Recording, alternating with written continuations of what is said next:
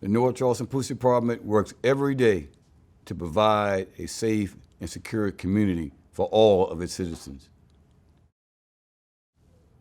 As I've stated to you before when I was sworn in January 2018, we don't see colors in the police department. The only color we deal with is red. Red tells us where crime is at, and we're going to go to the crime. It's our job to protect the lives and property of all our citizens in North Charleston, all of us. And that's what we do every day. It's a hard job, yes it is. We're not asking anybody to feel sorry for us. We just want to do the job to keep our people safe. And going out and being proactive is a key to solving crimes and preventing crimes. As the chief of police, it is with utmost confidence that this, as any allegation of misconduct, will be properly investigated through a fair and stringent process. The North Charleston Police Department obliges its Office of Professional Standard, IA, to conduct objective and impartial investigations into all complaints, concerns, and allegations in order to promote transparency and community confidence in this department, as well as the overall mission of our department, which includes adhering to the highest ethical standards of personal and professional conduct. So when we received the information that day on the 12th, we actually started an investigation internally. We never received any external complaint. No one came from the outside here to actually do a formal complaint. We self-initiated ourselves. Never did any of our officers profile or target Mr. Joshua Lewis. On May 12th, last week, Tuesday, City Councilman of the City of North Charleston, Ron Brinson, contacted me and asked me if I'd heard anything about former City Councilman Lewis's grandson being arrested in the City of North Charleston. So what we did was we sat down with Councilman Brinson and actually tried to get information from him pertaining to exactly who Lewis' son was. And we got that information through reports that we had on file. That was May the 12th. Looked at one video that we had pertaining to Joshua Lewis. So Councilman Brinson made a call to City Councilman for the City of Charleston, Keith Waring. He asked Keith Waring on that day, May the 12th, he opened an invitation was open for Keith Waring and former Councilman Lewis to meet with Councilman Brinson and myself and executive staff to talk about the interactions with Joshua Lewis, his grandson. On the morning of the Wednesday, I received a call from Councilman Brinson from the City of North Charleston that he never received a return call on if they were going to come in and meet with us that morning. So therefore, the invitation was open for former City Councilman Lewis, and we never received a telephone call, or he never came into City of North Charleston on last week when we found out about the interactions with his grandson. The North Charleston Police Department had 3 separate encounters with the 21-year-old Joshua Lewis between 10:30 p.m. on May the 7th, which was a Wednesday, and 12:50 a.m. on Friday, which was May the 9th. The first encounter happened on the evening of May the 7th. Officer Jellicoe saw a vehicle while on routine patrol with its tag light being out. He actually saw the vehicle, and by our state law 56-5-45-30, that's a violation. He proceeded to perform a traffic stop. He performed the traffic stop near Rivers Avenue in Carsgrove, which happened to be right next door to our South Bureau Police substation. When Officer Jellicoe approached the silver sedan, the back rear window of the driver's side went down halfway. Officer Dillico asked the driver, can he have his driver's side window to come down so he can speak with him directly? The young man in the car obliged and raised the rear window up and down the front window halfway. Officer Jellicoe actually spoke with the young man, and he informed the young man, and he told him why he stopped him, and he advised him that the tag light was out. And once the conversation continued, the young man was asked for his credentials, which is license, registration, insurance information. Officer Jellicoe then was told by the driver, Joshua Lewis, that he did not have a license in his possession.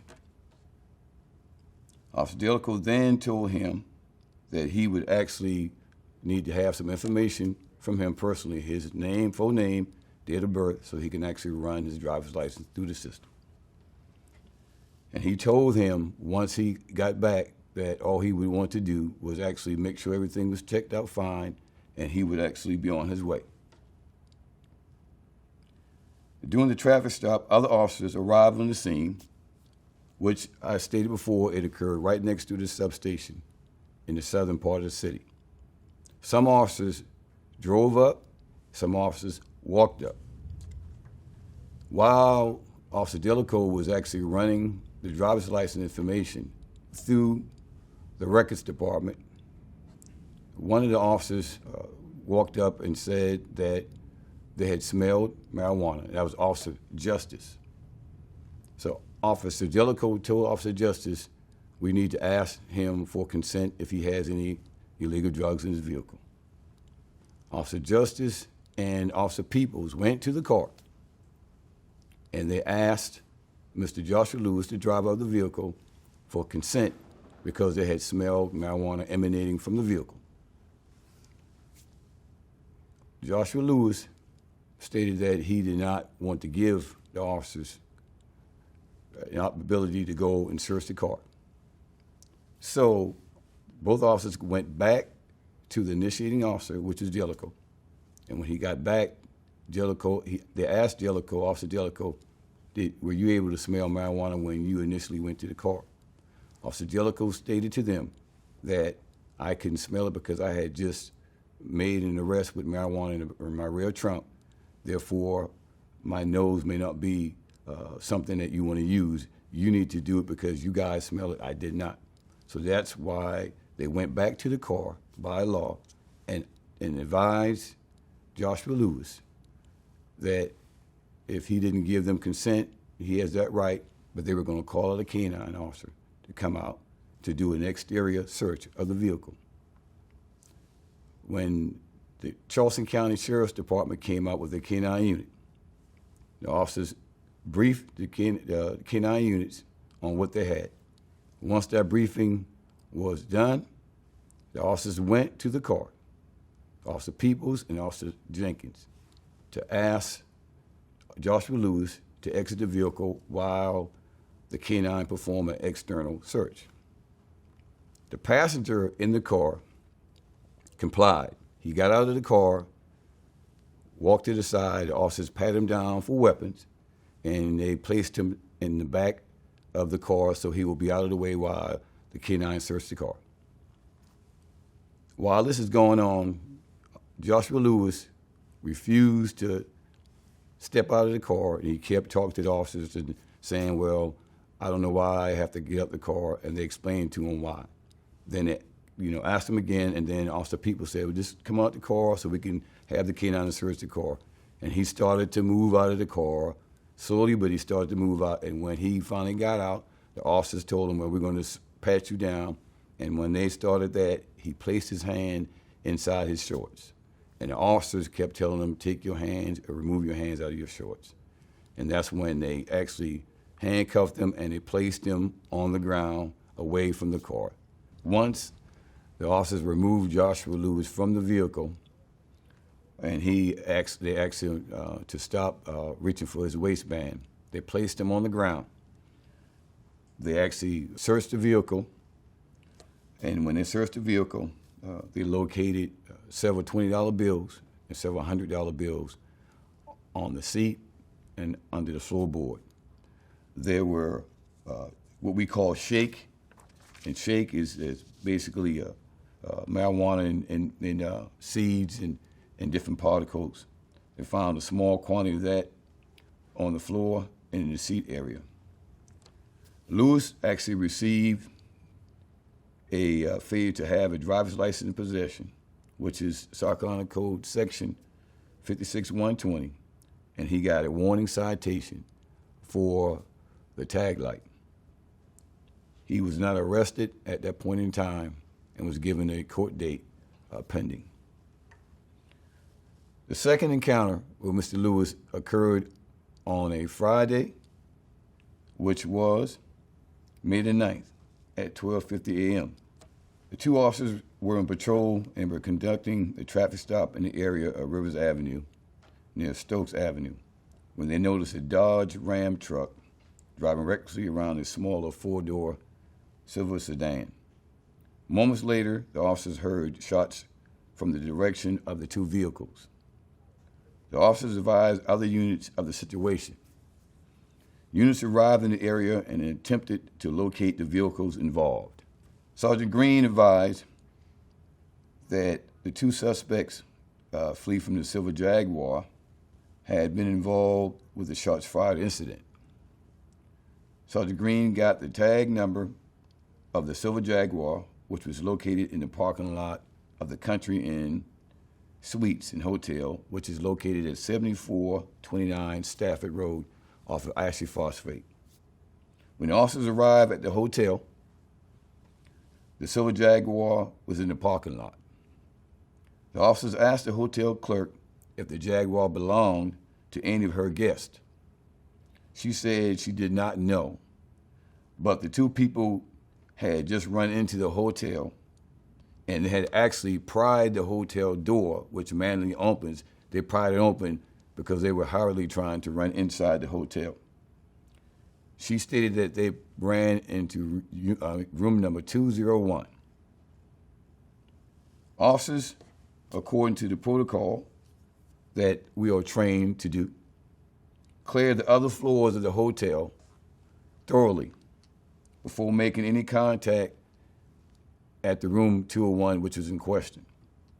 Before the officers actually attempted to go up to room 201, they asked the clerk again, who rented room 201? The clerk stated, Lewis Joshua. She provided them a piece of paper with an ID picture of the person who rented the room. The officers actually went up to room 201 after they cleared the hotel and knocked on the door with the intent to speak with the person who rented room 201. There was a very slow response at the door. Sergeant Green, who actually was the supervisor at the scene, continued to knock on the door until someone opened the door slightly. He spoke to the individual and stated that he needed to speak with the person who rented the room and asked them to exit the room into the hallway so he can speak with them because there was some illegal activities going on outside of the hotel. The individual who opened the door slightly closed the door back. Several minutes later, Sergeant Green knocked on the door once and asked again for them to come out, and then the door opened up.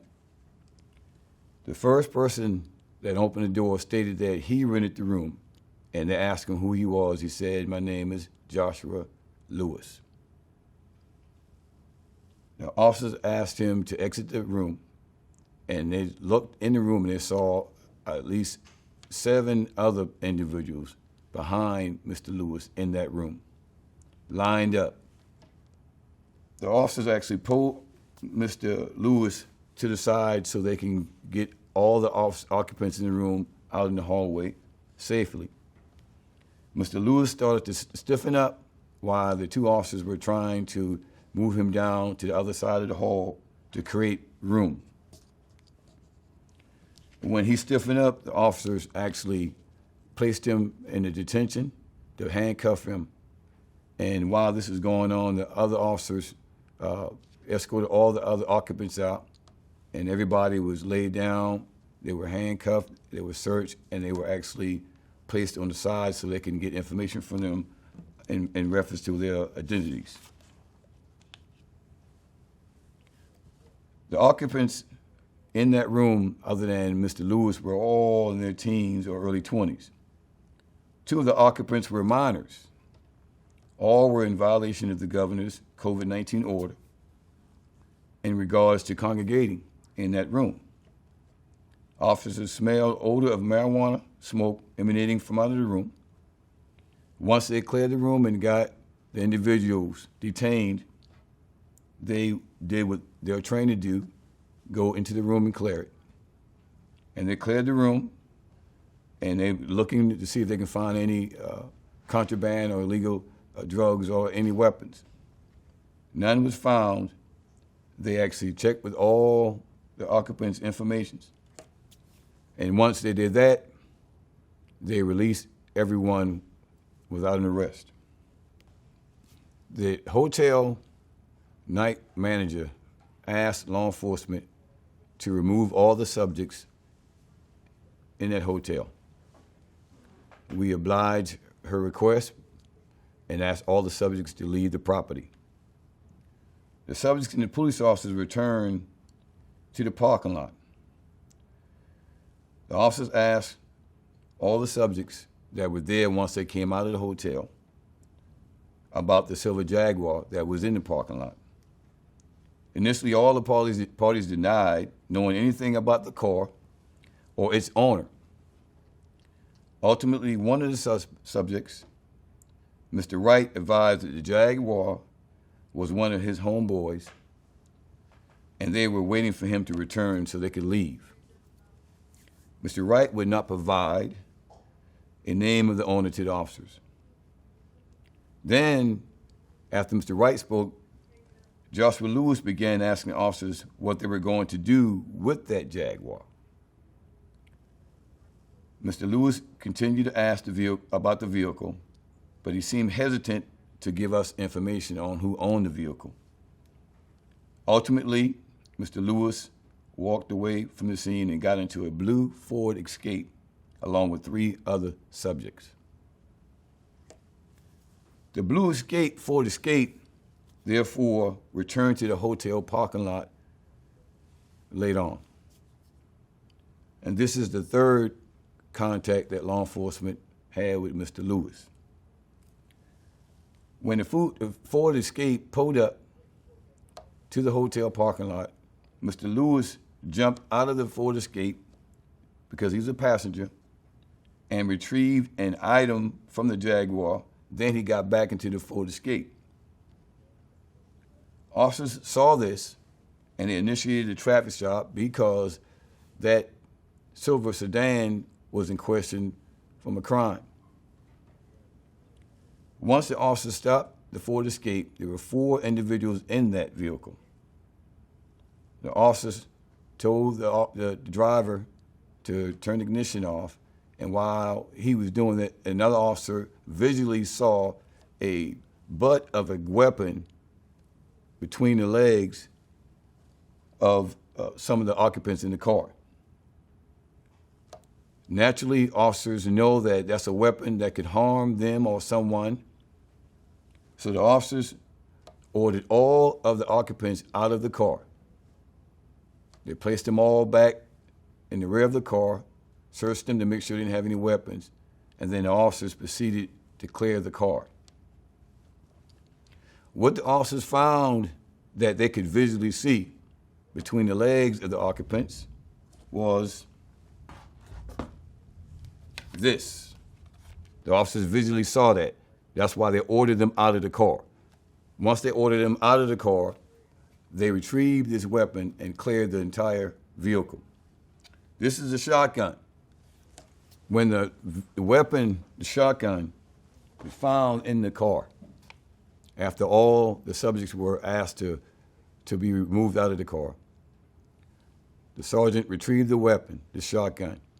He cleared the weapon. We asked every occupant in that car who this weapon belongs to, because this weapon was in that car between the seats and the legs of the occupants. No one in that car took possession of this weapon. They all denied knowing anything about this weapon. So therefore, we took the weapon for safekeeping, and no one was arrested after this traffic stop. We are tasked to do the job that the citizens expect us to do, which is to be there to make sure that their lives are safe, the communities are crime-free. We are not ever going to turn our heads away from crime. We're not going to do that. I've been doing it for 31 years in July. I am not running away from crime. They're not running away from crime. If crime is there, we're going to the crime. So that is what we do. Our job is to deal with the crime so our community can be safe.